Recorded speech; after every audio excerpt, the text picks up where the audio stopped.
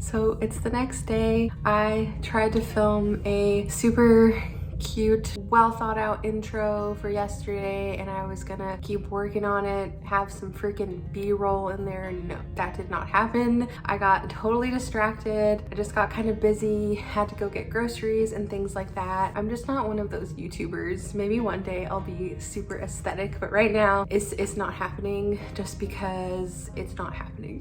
Today I had my 38-week appointment and everything looks really good. Baby is doing so well. He's so active, and I don't know if I mentioned this last time, but he's pretty big. I know that it seems very common for babies to drop the closer you get to giving birth. I don't think he has dropped.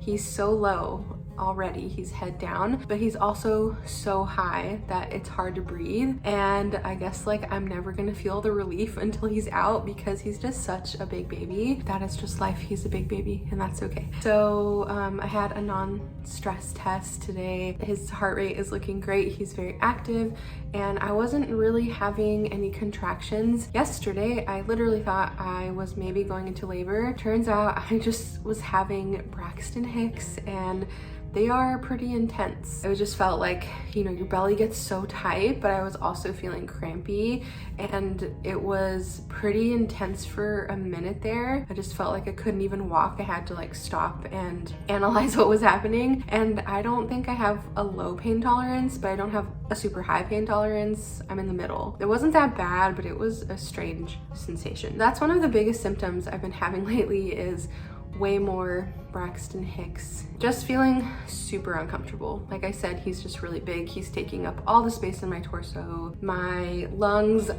are working overtime and I'm just super fatigued. Trying my best to chill and just do the best I can. The one thing during pregnancy, like this whole pregnancy that has been so beneficial to me has been reading. I think just the distraction it gives you when you have a lot on your mind is so nice. I've been reading this series called Throne of Glass and I'm literally on the last book. My scheduled C-section is in a little less than 2 weeks now and this is a pretty big book. So I'm trying to read as much as I can because I really want to finish it before he gets here. I love this book so much. I love the series. I highly recommend Throne of Glass if you are into fantasy. Yeah, everything is great. I am going to probably take a little break and read a little bit right now since I just got home from being out and being at my appointment. And then I thought I could show you what I'm gonna make for dinner. It's gonna be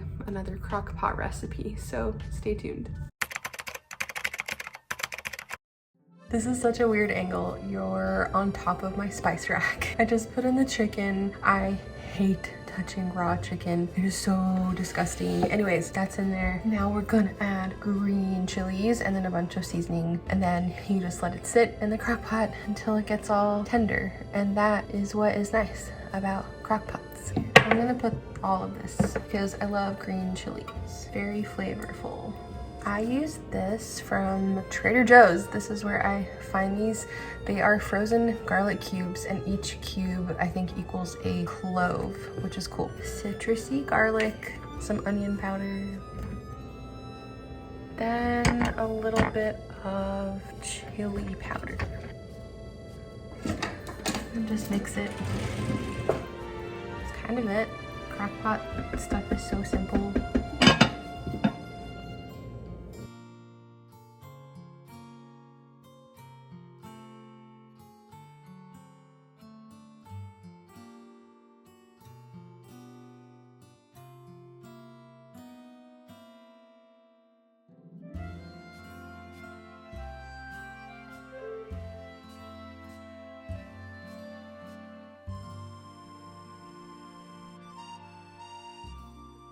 The chicken chili turned out really good. I kind of added some chickpeas to it because I thought it wasn't gonna be enough in it. And it's a keto recipe, but I'm not keto. I'm just trying to be low carb. So that's why I added chickpeas, garbanzo beans, and it turned out so good.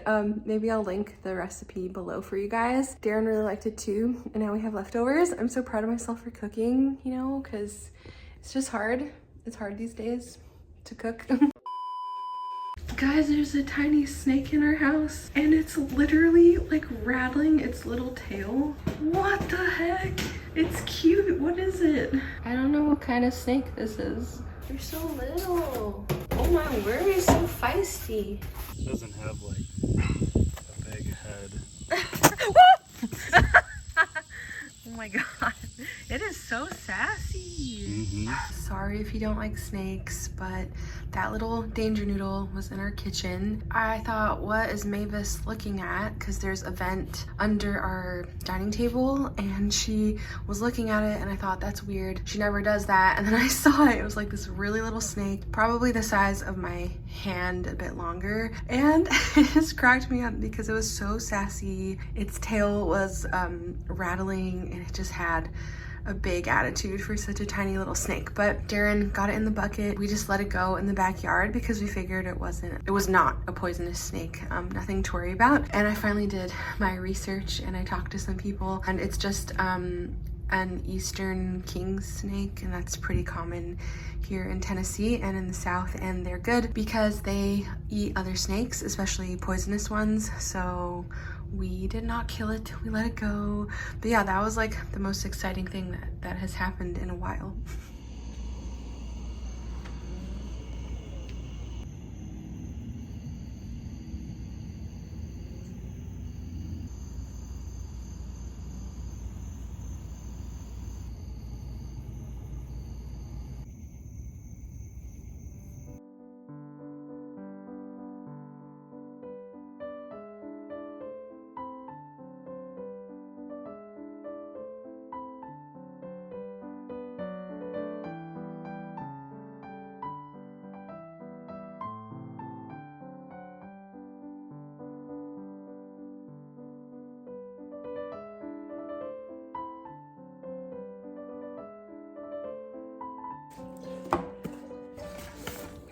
Oh, this box is pretty big. I don't know if I can fit all the bottles in. I'm gonna try. Oh no, I will have to store that next to it or something. They all fit fine. Bottles.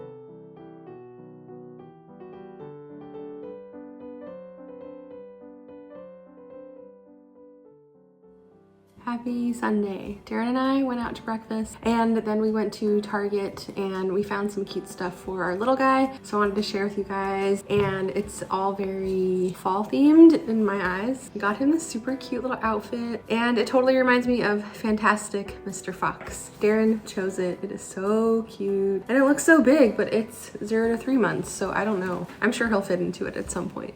This one is also 0 to 3 and it's a cute little onesie thing. It says, oh hi, pumpkin pie. Very cute, very cheesy. Then we got him some little beanies, even though it will not get cold here till probably December. Then this is what I've been looking for, but our Target didn't have it, so we had to go to a different Target that was pretty close to us. But it's the Love to Dream swaddle. It's in the correct size for him. It'll fit him, I guess, until he's 13 pounds. I think I've talked about this before, but I'm pretty sure he's a big baby. So I'm gonna guess that he's gonna be born closer to 9 pounds. This seems plenty big, and I thought the pattern was really cute. It's just pears. I'm sorry to anyone who's offended who thinks that fruit is like feminine, but fruit is fruit, okay? So I think it's okay for little boys.